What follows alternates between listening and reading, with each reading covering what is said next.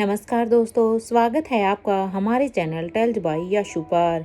यहाँ पर आपको मिलेंगी रोचक और सस्पेंसफुल कहानियाँ। अगर आपको यहाँ पर हमारी कहानियाँ पसंद आती हैं तो कृपया करके आप हमारी वीडियोस को लाइक करें, इसको अपने दोस्तों को साथ शेयर करें और साथ के साथ अपना कमेंट करना ना भूलें।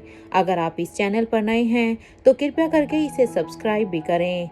आपका ज़्यादा समय न लेते हुए चलो आज की कहानी को शुरू करते हैं। पिछले एपिसोड में हमने सुना कि अब तक अनिका, जॉन और वहाँ पर कैलाश अधिकारी करण गुलेरिया और उनकी टीम के कुछ आदमी वो सब वहाँ पर उस गांव में पहुंच चुके थे। अनिका अब सोचती है कि यहाँ पर इन गांव के लोगों को तो कुछ पता होगा, लेकिन तभी अनिका को वहाँ पर कवि नालिशा की कुछ आवाजें सुनाई देती है जो बस अनिका को ही सुनाई दे रही थी, क्योंकि अनिका की सुनने की क्षमता बड़ी ही तेज थी। इसलिए अनिका अब कवि नालिशा की बातों को सुनने की कोशिश करती है कि उन लोगों ने धोखे से ही रोहित के साथ ये सब किया है। अनिका को जैसे ही ये बातें सुनाई देती हैं तो अनिका एकदम से शॉक हो जाती है। वो जॉन को की तरफ इशारा करती है कि वो उस तरफ जाए, क्योंकि अनिका जानती थी कि इन लोगों ने कहीं यहाँ पर केमिकल का स्प्रेड तो नहीं किया हुआ होगा, क्योंकि जॉन एक रोबोट था, इसलिए जॉन उस केमिकल से आसानी से बच सकता था। इसलिए जॉन भी अब उधर तक बढ़ चुका था। जॉन ने धीरे धीरे सभी कमरों में देखने के बाद अब फाइनली वो वहां पर उस कमरे के बाहर आ जाता है जहां पर उन तीनों को ही वहां पर बंदी बनाकर रखा गया था। जॉन अब वहां पर आता है। जैसे ही जॉन अब वहां पर आता है तो वो वहां पर देखता है कि वहां पर एक डोर ऐसा था जिससे का दरवाजा पासवर्ड से ही खुलने वाला था। अब तक जॉन देखता है कि ये दरवाजा तो पासवर्ड से बंद है, और जब जॉन ने अब जल्दी से पासवर्ड को अब हैक करने में लग जाता है, क्योंकि जॉन जल्द से जल्द बस इस पासवर्ड को हैक करके इसे खोलना चाहता था। कुछ ही देर की मेहनत के बाद जब वो उस पासवर्ड को हैक कर लेता है तो अब वो दरवाजे को खोल देता है, और वो अब उस केमिकल स्मोक रूम के अंदर ना जाए इसलिए ही अब वो रूम के दरवाजे को फिर से बंद कर देता है, क्योंकि जॉन ने उसके नीचे से वो केमिकल को स्प्रेड होते हुए अच्छी तरह से देख लिया था। इसलिए जॉन खुद से ही उस दरवाजे को फिर से बंद कर देता है, क्योंकि जॉन अच्छी तरह से जानता था कि हो ना हो पीछे अनिका और उसकी टीम के वो लोग भी आ ही रहे होंगे, इसलिए कोई यहाँ पर ना आए, इसलिए जॉन ने इस दरवाजे को खुद से बंद कर दिया। अब जॉन जल्दी से आलिशा के पास जाकर सबसे पहले उनके हाथ की रस्सी को खोलने लगता है, और ऐसे ही कवि नालिशा की रस्सी को खोलने के बाद अब वो ऐसे ही आकाश गुलेरिया और मयूर गुलेरिया उनकी भी रस्सी को खोल देता है। यहाँ जॉन अब पूरे ही रूम को पहले तो अच्छी तरह से चेक कर रहा था, क्योंकि अब उसने उस दरवाजे को बंद कर दिया था, इसलिए अब वो दोबारा वहां से तो नहीं निकल सकता था। लेकिन हाँ, अब उसने वहां से निकलने का कोई और रास्ता ढूंढने लगा। जब जॉन वहां पर उस रूम में पूरे ही कमरे को अच्छी तरह से देख रहा था कि तभी उसे वहां से निकलने का कोई रास्ता नहीं दिखाई दिया। लेकिन अब अचानक से उसकी नजर एक बंद खिड़की पर जाती है। जॉन अब जल्दी से उस खिड़की के पास जाता है और उसके ऊपर एक लात मारता है, जिससे कि अब वो खिड़की अब जल्दी से टूट जाती है। वहीं दूसरी तरफ अब तक एक रूम में बैठी हुई शीला ने जब ये यहाँ का नजारा देखा तो उसे अब दमयंती देवी के ऊपर बहुत ही गुस्सा आ रहा था। अब वो यही सोचती है कि अगर इस वक्त दमयंती उसके सामने होती ना तो वो सबसे पहले उसे ही मार देती, क्योंकि अब शीला अपने गुस्से में इतनी तिल मिला रही थी कि वो यही सोच रही थी कि आज दमयंती देवी की किस्मत बहुत ही अच्छी है, आज उसकी किस्मत ने उसका साथ दिया, नहीं तो अगर आज वो मेरे सामने होती तो आज वो जिंदा ही नहीं बचती। ये जो केमिकल स्मोक यहाँ पर रिलीज हुआ था उससे दमयंती ने ही तो बनाया था। अरे वो ऐसी कैसी साइंटिस्ट है जब वो अच्छे से केमिकल भी नहीं बना सकती। यहाँ शीला को अब ऐसा लग रहा था कि कोई आया और इस केमिकल के होते हुए भी वो उस दरवाजे को खोल कर वहां से चला भी गया। शीला देखो यहाँ पर दमयंती पर गुस्सा इसी वजह से ही आ रहा था, क्योंकि शीला को अब शक होता है कि दमयंती ने ही केमिकल अच्छे से नहीं बनाया होगा, इसीलिए तो उस केमिकल का उस इंसान के ऊपर कोई भी असर नहीं हुआ जो यहाँ पर अब इस दरवाजे को खोलकर और यहाँ से उनको बचा कर भी चला गया।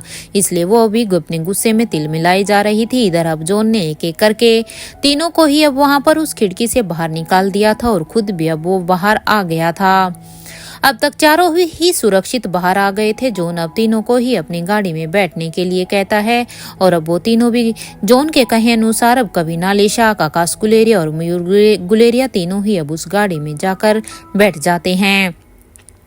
लेकिन अभी भी इन तीनों के दिमाग में ही यही बात थी कि आखिर वो अनिका को कैसे बताएंगे कि रोहित मारवा के साथ क्या हुआ है, क्योंकि अभी तक ये तीनों ही पूरी तरह से तैयार नहीं थे रोहित के बारे में कुछ भी अनिका को बताने के लिए। उन्हें समझ में ही नहीं आ रहा था कि जब अनिका को रोहित के बारे में ये सब पता चलेगा जो उन्होंने उस वीडियो में देखा है, तब अनिका का पता नहीं क्या रिएक्शन होगा। वो इस सदमे को बर्दाश्त कर भी पाएगी या नहीं।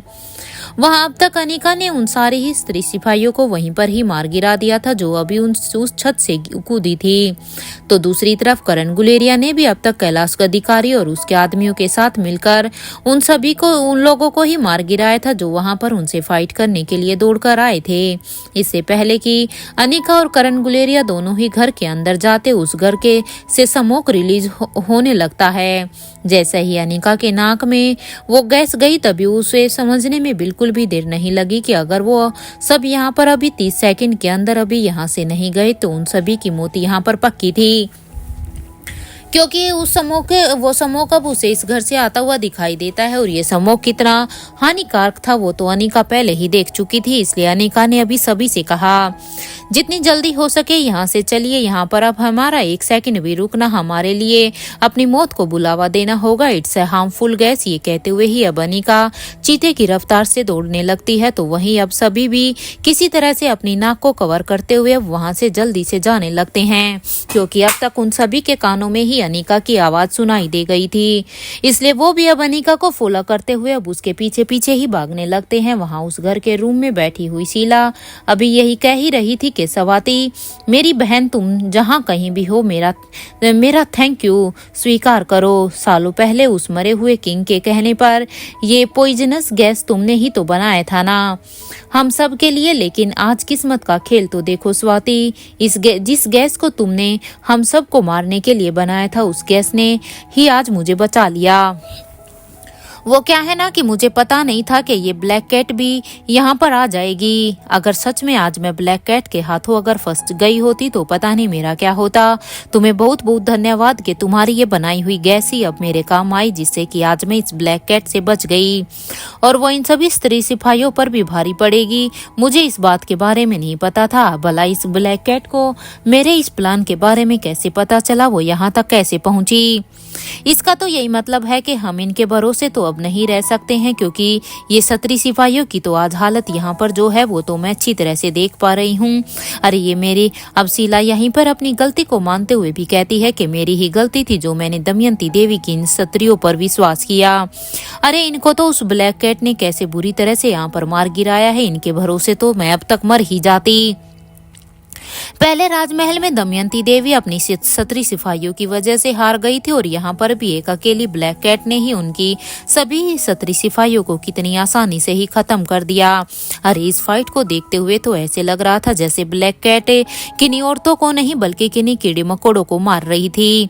यहाँ शीला अब जानती थी कि दमयंती देवी ने जो ट्रेनिंग अपनी सत्री सिपाहियों को दी है उनका तो मुकाबला कोई भी नहीं कर सकता है। आखिर ये ब्लैक कैट उन पर भारी कैसे पड़ी। अब शीला भी खुद सोचने पर मजबूर हो जाती है कि इसमें तो कोई भी दो राय नहीं है कि दमयंती देवी ने अपनी सिपाहियों को अच्छे से ट्रेन नहीं किया होगा, क्योंकि ये तो सभी ही जानती हैं कि दमयंती की सैनिक सिपाहियों का मुकाबला करना बहुत ही मुश्किल है। लेकिन इस ब्लैक कैट के सामने तो वो भी नहीं टिक पाई। आखिर ब्लैक कैट ने ये सब इतनी आसानी से किया कैसे। अगर ये नए किंग ने कॉलेज मिशन में ब्लैक कैट को भेज दिया तो क्या होगा। अब इस ब्लैक कैट को देखकर तो शीला की हवाइयां ही उड़ी हुई थी, क्योंकि आज उसने सामने से ब्लैक कैट की ऐसी फाइट देखी थी जिससे तो उसका मुंह खुला का खुला ही रह गया था। अब एक तरफ वो यहाँ पर स्वाति मल्होत्रा की बनाई हुई गैस के लिए उसे स्वाति मल्होत्रा को शुक्रिया अदा कर रही थी, तो एक तरफ वो यहाँ पर दमयंती देवी को कोस रही थी। साथ के साथ अब वो ये सोच रही थी कि अगर मिशन के लिए भी किसने किंग ने अनिका यहाँ पर इस ब्लैक कैट को भेज दिया तो फिर तो मुझे लग रहा है कि हमारा कॉलेज का मिशन भी फेल ही होगा। मुझे उन बूढ़ों से इसके बारे में बात करनी होगी कि उन्हें इसके बारे में भी कोई ना कोई तो हल निकालना ही होगा। उनके पास इसका इलाज जरूर होगा, क्योंकि जहां तक मैंने अभी ब्लैक कैट की फाइट देखी है मेरे हिसाब से तो हम लोगों के पास इसका कोई भी इलाज नहीं है। हो ना हो उन दोनों बूढ़ों के पास इसका इलाज हो। एक बार फिर से ये रानी साहिबा मेरे हाथ से निकल गई। ये कहते हुए ही अब शीला ने अपने हाथ को अपने सिर पर मारते हुए कहा, यहाँ अब तक अनिका और जॉन दोनों ही गाड़ियों को तेजी से दौड़ाकर अब उस गांव से दूर लेकर आ गए थे। अपनी गाड़ियों को पेरिस की सड़कों पर दौड़ाने के बाद अब वो सभी अपना आधा रास्ता क्रॉस कर चुके थे और कुछ ही देर में सनराइज होने ही वाला था, क्योंकि रात अब तक ढल चुकी थी।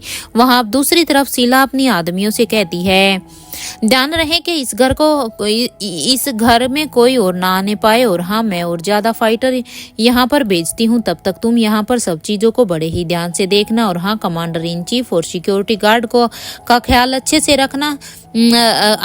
अच्छे से रखा जाना चाहिए। हमें जो कल उन सभी को इंजेक्शन दिया है उसका असर तुम सभी को बहुत ही जल्द दिखाई देगा। ये कहते हुए ही अब शीला भी अब एक मास्क लगाकर अब उस घर से बाहर निकल जाती है, और कुछ ही देर तक पैदल चलने के बाद अब वो अपनी गाड़ी के पास जाकर अब यही सोचती है कि पहले वो उन दोनों बूढ़ों से ही मिलने के लिए जाएगी और उन्हें अपना कॉलेज मिशन का प्लान बताएगी। अगर उनके इस कॉलेज मिशन में अब कोई भी कमी होगी तो वो दोनों बूढ़े ही बता देंगे, क्योंकि अब ब्लैक कैट की फाइट को देखने के बाद तो अब शीला को अपने कॉलेज के मिशन पर भी अब डाउट होने लगा था। इसलिए अब पहले वो अपने इस मिशन के प्लान को उन दोनों ही बूढ़ों से चेक कराना चाहती थी। यही सोचते हुए ही शीला अब अपनी गाड़ी को घुमा देती है, तो वहीं दूसरी तरफ अब तक अनिका और जॉन दोनों ही अपनी अपनी गाड़ियों को पैलेस के पास ले आते हैं, और अब वो मेन गेट के पास अपनी गाड़ी को रोक देते हैं। सभी अब अपनी गाड़ियों से एक एक करके बाहर निकलकर पैलेस के अंदर चले जाते हैं। यहाँ जॉन और अनिका अभी भी दोनों ही गाड़ी को बेसमेंट की तरफ ले जाने लगते हैं। कुछ ही देर में अनिका और जॉन दोनों ही गाड़ियों को वहां पर बेसमेंट में पार्क कर देते हैं। यहाँ अनिका अब अपने हाथ से स्टीयरिंग व्हील को मारते हुए कहती है, आखिर वो लोग केमिकल अटैक में इतने एडवांस कैसे हैं? अरे उनका केमिकल इतना एडवांस कैसे हैं जो अब तक हमारे पास नहीं है? कोई तो एक्सपीरियंस्ड है उनके साथ जो ये केमिकल को बना रहा है, क्योंकि ये केमिकल कोई ऐसा वैसा केमिकल नहीं है, बल्कि ये बड़ा ही हार्मफुल केमिकल है जिसके संपर्क में आने से 30 सेकंड के अंदर ही इंसान की मौत हो सकती है।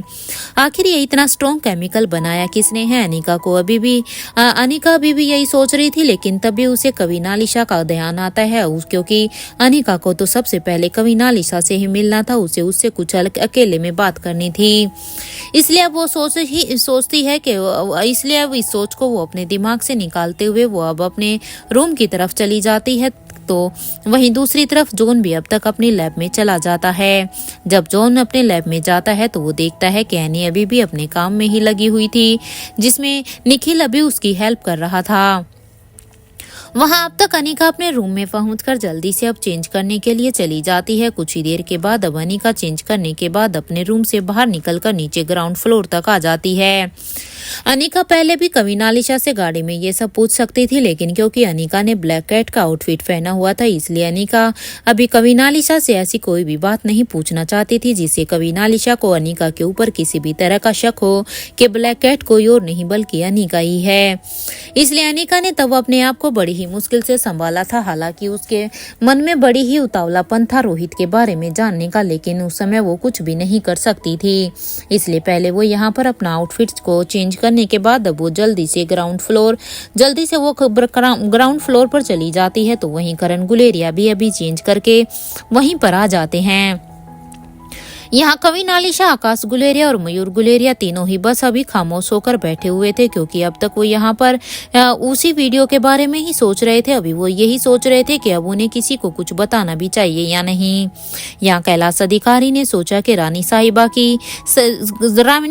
की सही सलामती होने की खबर अब उसे बड़ी रानी को दे देनी चाहिए, क्योंकि बड़ी रानी कविनालिशा के लिए बड़ी ही परेशान हो रही होगी। इसलिए पहले उन्हें उसके बारे में फोन करके बता देना चाहिए।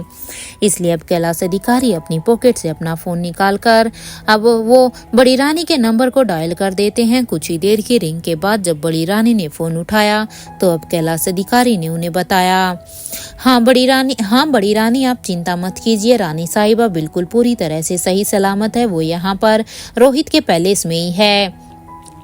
कैलाश अधिकारी की ये बात सुनकर अब बड़ी रानी एक राहत की सांस लेती है और अब वो कहती है, एक बार हमारी बात कविनालिशा से करवा दो, जिसके बाद ही हमें थोड़ी सी शांति मिलेगी। बड़ी रानी की ये बात सुनकर अब कैलाश अधिकारी कविनालिशा के पास जाते हैं और अब वो उनके पास जाकर अब कहते हैं, रानी साहिबा आपकी माँ आपसे बात करना चाहती हैं। प्लीज आप एक बार उनसे बात कर लीजिए। कैलाश अधिकारी की आवाज सुनकर अब कविन आलिशा अपने सेंस में आती है, क्योंकि वो अभी तक इन्हीं ख्यालों में थी कि आखिर रोहित के साथ ये सब क्या हुआ और जो उन्होंने वीडियो में देखा वो सच है या नहीं। लेकिन जब वो अपने सेंस में आती है तब वो कैलाश अधिकारी से उसके फोन को लेकर अब अपने कान पर लगाकर कहती है, हाँ बड़ी रानी माँ, इस वक्त मैं पूरी तरह से ठीक हूँ, हम वहाँ आकर आपसे बात करेंगे। वैसे तो हमें आपसे कुछ कहने की जरूरत नहीं है, लेकिन फिर भी आप लतिका को संभाल लीजिएगा, हम बस कुछ ही समय में वहाँ पर पहुँच जाएंगे। ये कहते हुए ही अब आलिशा भी फोन को कैलाश अधिकारी को वापस दे देती है। वहां जब आकाश गुलेरिया की नजर अब आ रही अनिका पर जाती है तो वो अब दौड़कर अपनी बहन के पास जाता है और उसे अब एक जोर का हक करते हुए कहता है, डोंट वरी अनिका, सब ठीक हो जाएगा। यहाँ अनिका की नजर सिर्फ आलिशा पर ही थी, क्योंकि उसे वो बस सबसे पहले आलिशा से ही बात करना चाहती थी। लेकिन जब आकाश दौड़कर उसे हक करता है तब अनिका हैरान हो जाती है। अनिका ने अब आकाश से पूछा, क्या हुआ है आकाश, तुम ऐसा क्यों कह रहे हो? आकाश क्या कुछ हुआ है क्या? अब तक मयूर भी आकाश और अनिका के पास ही आ गया था, क्योंकि अब वो भी अपने आप को नहीं रोक पा रहा था। अब आकाश और मयूर दोनों के ही आंखों में अब एकदम से ही आंसू आ रहे थे। दोनों को ही अब समझ नहीं आ रहा था कि आखिर वो अपनी बहन को कैसे बताएं कि आखिर क्या हुआ है। उन दोनों को ही देखकर अब अनिका काफी हैरान थी कि आखिर इन दोनों के आंखों से आंसू क्यों आ रहे थे और वो इस तरह से उसे हग क्यों कर रहे हैं, आखिर ऐसी बात क्या है। करण गुलेरिया ने अब मयूर को अब डांट लगाते हुए पूछा, क्या बात है, कोई मुझे कुछ बताएगा या भी नहीं, या बस दोनों ऐसे ही रोते ही रहोगे?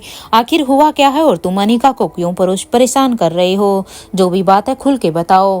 करण गुलेरिया की ये डांट सुनकर तो अब मयूर डर कर कहता है कि करण अंकल, मिस्टर रोहित मारवा अब इस दुनिया में नहीं रहे। मयूर गुलेरिया अब एकदम से ही रोहित के इस दुनिया में न होने की बात कह देता है। मयूर गुलेरिया की ये बात सुनकर तो करण को ही नहीं बल्कि वहां पर खड़े सभी को ही एक जोर का झटका लगता है, क्योंकि रोहित मारवा के बारे में ये सब तो कोई एक्सपेक्ट भी नहीं कर सकता था कि ऐसा कुछ होगा। अब तक इंस्पेक्टर अब्बास और स्पेशल डिपार्टमेंट के ऑफिसर भी वहां पर आ जाते हैं, यहाँ तक कि भूमिका भी वहां पर आ जाती है, क्योंकि ब्रेकफास्ट का टाइम हो गया था, इसलिए सब यहाँ पर ब्रेकफास्ट करने के लिए ही आ रहे थे। लेकिन भूमिका ने जब नीचे सबको ऐसे देखा तो वो अब आकाश से पूछने लगी, आकाश क्या हुआ है, सब ऐसे बिहेव क्यों कर रहे हो? यहाँ पर कुछ हुआ है क्या? सब इतने सीरियस क्यों नजर आ रहे हो? और तुमने अनिका को इस तरह से गले क्यों लगाया है? देखो देखो, बताओ मुझे, हुआ क्या है? भूमिका के इस सवाल पर अब मयूर भूमिका का हाथ पकड़कर अब उसे कहता है, भूमिका, तुम्हारा भाई रोहित अब इस दुनिया में नहीं रहा। मयूर गुलेरिया की ये बात सुनकर इससे पहले कि भूमिका कोई भी जवाब देती कि तभी सबके कानों में अब रिया की आवाज आई कि ये सब आप क्या कह रहे हैं मामू, ऐसा बिल्कुल भी नहीं हो सकता, मेरे डैड कहीं नहीं जा सकते। रिया की आवाज सुनकर तो वहां पर अब सभी एकदम से ही शॉक हो जाते हैं, क्योंकि किसी ने भी अभी ये नहीं देखा था कि रिया भी अभी नीचे ही आ रही थी। मयूर को तो ये समझ में ही नहीं आ रहा था कि आखिर वो रिया को अब क्या ही जवाब देगा, क्योंकि रिया ने तो सीधे सीधे ही मयूर से ही अब ये सवाल कर दिया था। यह रिया अब अपने भाइयों के साथ अपनी मम्मा के पास आ जाती है और अब रिया अनिका के हाथ को पकड़कर कहती है, मम्मा बताओ ना, क्या सच में डैड मर गए हैं क्या? मम्मा आप ही हमें सच बताइए, क्योंकि ये सब लोग झूठ बोल कर रहे हैं। ये कहते हुए ही अब रिया एक जोर से रोने लग जाती है। रिया को ऐसे देखकर अब करण गुलेरिया जल्दी से बच्चों के पास आकर कहते हैं, अरे बच्चों, तुम सब अभी क्यों आ गए? तुम सबको तो अभी बड़ी मौसी के साथ ही ब्रेकफास्ट करते हो ना, तो अभी तुम सब नीचे क्यों आए हो? तुम्हें यहाँ किसने बुलाया है? यह अनिका भी एक शौक में ही थी। हालांकि अनिका ने कविन आलिशा के मुंह से भी ये सब बातें सुनी थी, इसलिए अनिका आकाश से अलग होते हुए कहती है, तुम झूठ बोल रहे हो ना, ये सच नहीं हो सकता है आकाश, सबको किसने कह दिया है ये सब? क्योंकि रोहित को कुछ भी नहीं हो सकता, ये बकवास है। मैं अभी रोहित को फोन करूंगी तो वो मेरे फोन का जवाब मुझे जरूर देगा। रोहित को कुछ भी नहीं हो सकता है। अनिका को अब ऐसे देखकर तो कविन आलिशा अब एकदम से उसके सामने आकर कहती है, हमें लगता है कि मिस्टर रोहित मारवा की मौत रॉयल फैमिली मीटिंग, जिस दिन रॉयल फैमिली की मीटिंग हुई थी उसी दिन ही हुई है। ये उस दिन की बात है। हमने उनके कपड़े देखकर पता चल रहा था। आई एम श्योर के रेखा मूर्ति और मिस्टर मारवा के आदमी भी घायल हुए होंगे, क्योंकि हमने जो वीडियो देखी है उस वीडियो से हमें साफ साफ पता चल रहा है कि जिस दिन रोहित मारवा ने राजमहल में आने के लिए जो कपड़े पहने हुए थे उस वीडियो में सेम वही कपड़े थे। और जिस तरह से रोहित मारवा की वहां पर ऐसी हालत दिखाई देती है तो आई एम श्योर के यहाँ पर उनके आदमी और रेखा मौसी भी जरूर ही जख्मी होंगी। कविनालिशा की ये बात सुनकर तो अब अनिका अब सारे ही डॉट्स को अब कनेक्ट करने लगती है। भूमिका अब कविनालिशा से कहती है, आपको किसने ये इन्फॉर्मेशन दी है, प्लीज आप मुझे पहले ये बताइए। मेरे भाई को कुछ नहीं हो सकता है। भूमिका अब रिया से ये सब कह ही रही थी। और वो कह रही थी, रिया तुम इन सभी बातों पर ध्यान बिल्कुल भी मत दो। ना तुम्हारे डैडी को कुछ हो सकता है, ना ही मेरे भाई को कुछ हो सकता है। तुम्हारे डैड को मारना इतना आसान नहीं है किसी के लिए भी। भूमिका की ये बात सुनकर अब मयूर भी कहता है कि अंकल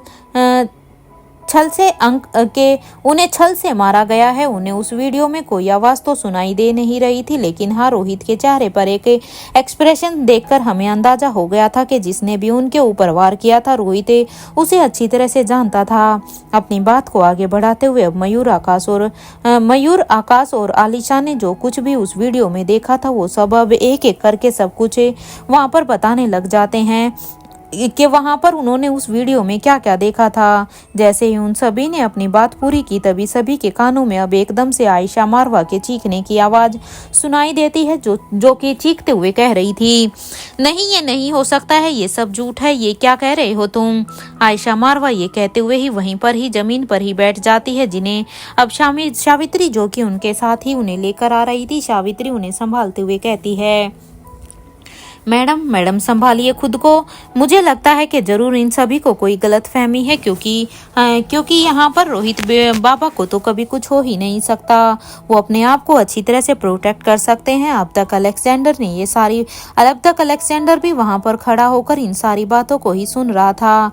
तभी अब अलेक्जेंडर को कुछ भी समझ में नहीं आता, क्योंकि अलेक्जेंडर ने तो आज रात को ही अपने पापा को देखा था। अब अलेक्जेंडर अपनी मम्मा के पास जाता है और फिर अब वो अनिका के हाथ को जोर जोर से दबा देता है, जिससे अब अनिका समझ जाती है कि शायद अलेक्जेंडर अनिका से कुछ कहना चाहता है। अनिका भी अब अपने आंसुओं को पोंछते हुए कहती है, एक्सक्यूज मी। ये कहते हुए ही अब अनिका अलेक्जेंडर का हाथ पकड़कर उसे एलिवेटर की तरफ ले जाने लगती है, क्योंकि अनिका अच्छी तरह से जानती थी कि अलेक्जेंडर अपने बड़ी के कितने क्लोज है। हो ना हो अलेक्जेंडर को इसके बारे में कुछ ना कुछ तो जरूर पता होगा, इसलिए वो अब यहाँ पर सभी के सामने बात ना करते हुए अब अलेक्जेंडर को एक तरफ लेके जाती है। एलिवेटर में जाने के बाद अब अनिका 3rd फ्लोर का बटन को प्रेस कर देती है और फिर वो दोनों ही अब एलिवेटर से 3rd फ्लोर की तरफ जाने लगते हैं। यहाँ भूमिका भी अब आयशा मारवा को संभाल रही थी, तो वहीं करण, रिया और आर्यन को संभाल रहे थे, क्योंकि यहाँ पर अब सभी की हालत इतनी खराब हो गई थी कि सभी बस एक दूसरे को सहारा दे रहे थे। आकाश गुलेरिया और मयूर गुलेरिया अब अनिका के पीछे पीछे ही जाने वाले थे कि तभी करण गुलेरिया ने उन्हें रोकते हुए कहा, तुम दोनों यहीं रुको, उसे कुछ देर के लिए अकेला रहने दो, क्योंकि जो खबर अभी अनिका ने सुनी है वो शायद उसके लिए बर्दाश्त कर पाना आसान नहीं है, इसलिए उसे कुछ समय खुद के लिए दो। और वैसे भी अलेक्जेंडर है ना अनिका के साथ, क्योंकि जैसे ही अनिका अलेक्जेंडर को अपने साथ लेकर गई थी तभी करण गुलेरिया ने यही सोचा था कि शायद अनिका इस खबर को बर्दाश्त नहीं कर पा रही है और वो सबके सामने टूटना नहीं चाहती है, इसलिए ही वो अलेक्जेंडर को अपने साथ लेकर चली गई है। इसलिए ही करण गुलेरिया ने आकाश और मयूर गुलेरिया को दोनों को ही जाने से रोक दिया था। वहां अब तक अलेक्जेंडर भी अब अनिका को अपने रूम में लेकर आ गया था। अपने रूम में आने के बाद अब वो जल्दी से दरवाजे को बंद कर देता है। अनिका अब कमरे में आने के बाद अब अलेक्जेंडर से कहती है, क्या हुआ है बेटा तुम्हें, अपनी मम्मा को बताओ, क्या तुम कुछ डैड के बारे में जानते हो क्या। अनिका के इस सवाल पर अब अलेक्जेंडर कहता है, मम्मा डैड को कुछ भी नहीं हुआ है, वो बिल्कुल पूरी तरह से ठीक है। अनिका अलेक्जेंडर की आंखों में देख रही थी, जिसे उसे अब ये समझ आ गया था कि अलेक्जेंडर झूठ नहीं बोल रहा है, क्योंकि उसकी आंखें साफ साफ बता रही थी। इसलिए अब अनिका समझ जाती है कि वो बस अपनी मम्मी को झूठी सांत्वना नहीं दे रहा है। अनिका अब अलेक्जेंडर को उसके बेड पर आराम से बिठा देती है और खुद उसके बगल में बैठकर कहती है, क्या आपके डैड ने आपको फोन किया है क्या, बताओ ना बेटा, क्या आपके बड़ी से बात हुई है क्या। अपनी मम्मा को सब कुछ बताओ कि आपको क्या पता है डैड के बारे में। अलेक्जेंडर अब अनिका की ये बात सुनकर अब अपनी मम्मा के आंसुओं को पोंछते हुए कहता है, मम्मा डैड बड़ी के साथ हैं, वो थोड़े से इंजर्ड है, लेकिन मुझे पता है कि बड़ी डैड को कुछ भी नहीं होने देंगे। आपको पता है मम्मा, बड़ी के हाथों में जादू है, जादू। जब मैं छोटा था ना तो वो क्रिस्टोफर डैड के साथ रहता था, तो मुझे जब कोई भी पेन होता था ना तो क्रिस्टोफर डैड मुझे जल्द से जल्द बड़ी के पास ही लेकर जाते थे और बड़ी बस एक मैजिक ट्रिक की तरह ही मेरे पेन को मिनटों में ही गायब कर देते थे। अलेक्जेंडर की यह बात सुनकर अब अनिका उसे एकदम से ही गले से लगा कर कहती है, बेटा तुमने अपने डैड को देखा क्या? वो बहुत ज्यादा इंजर्ड थे क्या तुमने सच में अपने डैड को देखा था? अनिका की ये बात सुनकर अब अलेक्जेंडर एकदम से ही खामोश हो जाता है।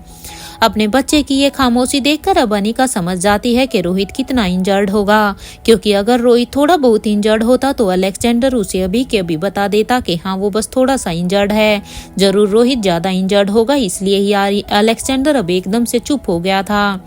अनिका तो बस यहाँ पर इमेजिन ही कर सकती थी, लेकिन अलेक्जेंडर ने तो अपने डैड को अपनी आंखों से देखा हुआ था। पता नहीं उस वक्त मेरे बच्चे पर क्या बीत रही होगी।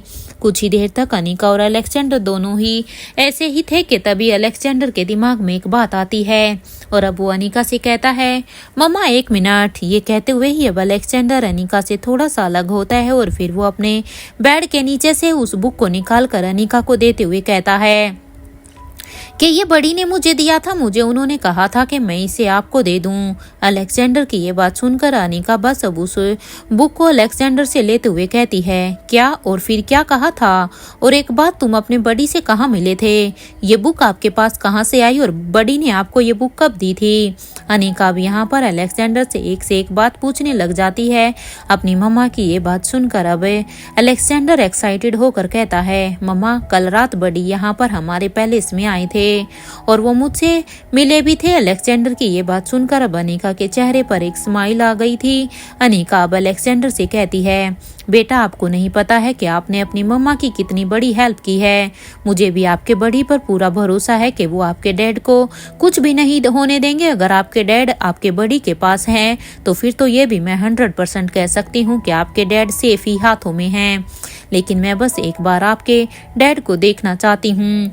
ये कहते हुए ही अब अनिका बच्चों के रूम की विंडो के पास चली जाती है तो वो सामने पेड़ पर बैठे एक पक्षी को देखने लगती है। तो सामने बैठे हुए पक्षी से अब अनिका उसे आई कांटेक्ट करने लगती है। उस पक्षी के साथ आई कांटेक्ट करने के बाद अब वो उसे एक मैसेज देकर अब किंग के पैलेस के लिए जाने के लिए कह देती है। अनिका की ये बात सुनकर अब वो पक्षी भी अब जल्दी से उसकी बातों को समझकर उड़ान भरने लगता है। यहाँ इधर बूढ़े किंग के पैलेस में अब तक उस स्टैचू ने रोहित को उसके कमरे में लेटा दिया था और फिर अब वो रोहित को उसके कमरे में लेटाकर अब वो स्टैचू भी अब किंग के कमरे की तरफ चली जाती है। इधर दूसरी तरफ अभी अनिका उस मैसेज को उस पक्षी को देने के बाद अब वापस से अलेक्जेंडर के पास आकर बैठ जाती है और अब वो उसे कहती है, अच्छा अलेक्जेंडर, जब बड़ी कल रात को यहाँ पर आपके पास आए थे तो बड़ी ने और भी कुछ कहा था क्या?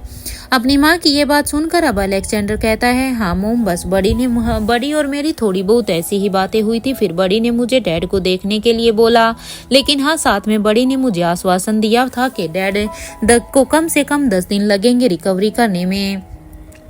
अलेक्जेंडर की यह बात सुनकर अब अनिका कहती है, हाँ वो तो मैं जानती हूँ, क्योंकि तुम्हारे डैड जल्दी ही रिकवरी कर लेते हैं। आई होप इस बार भी वो जल्द से जल्द रिकवर कर पाए। लेकिन हाँ अलेक्जेंडर, एक बात और, क्या इसके अलावा भी आपके बड़ी ने आपसे कुछ कहा था?